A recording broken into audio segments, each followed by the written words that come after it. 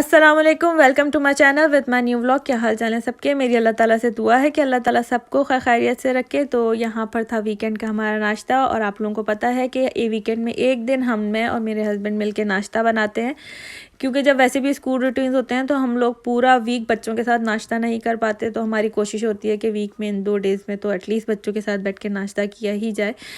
तो बस आज था वीकेंड का भी डेज़ थे। तो वीकेंड के डेज़ मेरे बहुत ज़्यादा बिजी होते हैं जब बच्चों का स्कूल रूटीन होता है, क्योंकि बच्चों के होमवर्क्स भी होते हैं और दूसरा बच्चों के स्कूल के जो यूनिफॉर्म वगैरह होते हैं वो धोने भी होते हैं, और साथ ही साथ मैं उनको पूरे वीक के लिए प्रेस भी करके रख देती हूँ।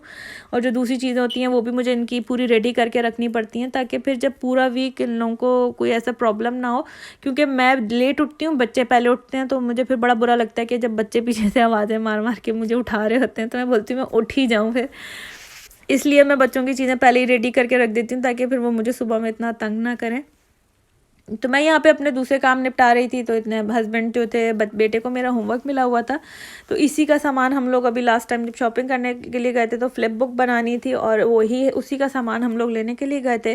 तो जो सामान हम लेके आए थे वो तो चला गया था अलमारी में, लेकिन अलमारी में चला गया था, और जो हस्बैंड थे उन्होंने फिर प्रिंटर पेपर के पेपर फाड़ के उसको बेचारे को बुक बना के दे दी। ये थे हमारे घर में कंजूस से आदमी जो कि हर तरीके का जुगाड़ निकाल के हमें चीज़ें बना के दे देते हैं, और दूसरी चीज़ जो लाए हुए होते हैं वो संभाल के रख देते हैं। वो पता नहीं किसके लिए संभाल के रखी हैं, ये हमें भी नहीं पता आज तक।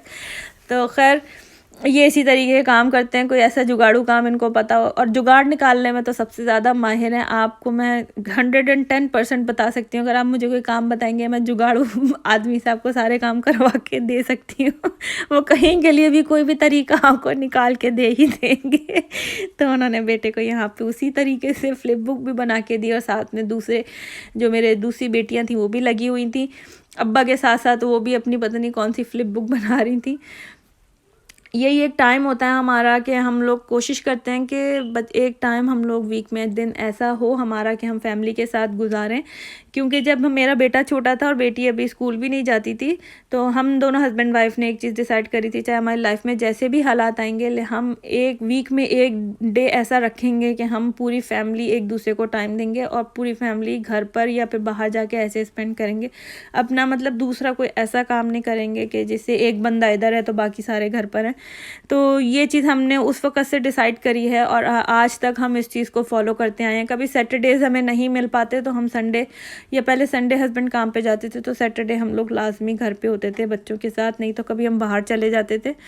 तो हमारा इस तरीके से कुछ रूटीन है, और स्कूल के रूटीन आप सब लोगों के भी इसी तरीके से बिज़ी ही होते हैं। सब बच्चों के जब स्कूल जाने वाले होते हैं तो सैटरडे संडे भी ऐसे ही मुझे तो फील हो रहा होता है जैसे स्कूल ही जाएंगे। बस सिर्फ ये होता है कि बच्चों की जो छोड़ने लाने वाली रूटीन होती है वो नहीं होती।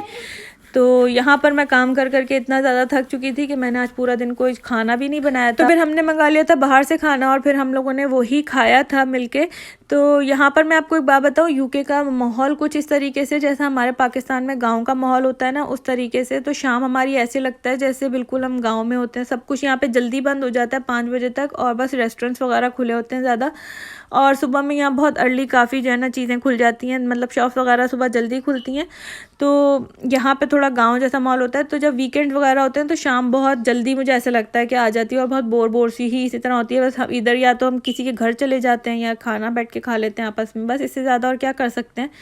तो यही था आज का मेरा भी व्लॉग। तो मेरे लिए तो आप लोग स्पेशली दुआ करिएगा कि अल्लाह ताला मुझे भी मेरे दिमागी लॉकडाउन से निकाल दे, क्योंकि जब से लॉकडाउन ख़त्म हुआ मैं बच्चों वाले रूटीन पे वापस आ ही नहीं पा रही हूँ कि स्कूल रूटीन्स होते क्या थे मेरे। तो और मैं बहुत सारी चीज़ें भूल गई हूँ, ऑनेस्टली मैं भूल गई हूँ। मैं बेटी को स्कूल से लेके आना भूल जाती हूँ, बेटे को भी जल्दी लेने चली जाती हूँ, मैं ऐसी हुई हूँ। तो मुझे आप लोगों की दुआओं की बहुत ज़्यादा ज़रूरत है। इंशाल्लाह मैं भी आपको अपनी दुआओं में याद रखूँगी, और अपना बहुत ज़्यादा ख़्याल रखिएगा। इंशाल्लाह मिलती हूँ अपनी नेक्स्ट रेसिपी में, जो कि है चनों की। तो ज़रूर देखिएगा और बनाइएगा भी ज़रूर, क्योंकि ये बहुत मज़ेदार, जैसे बाहर हलवा पूरी वाले के पास चने मिलते हैं, ये बिल्कुल वैसे ही होते हैं। तो अपना बहुत ख़्याल रखिएगा। अल्लाह हाफ़िज़।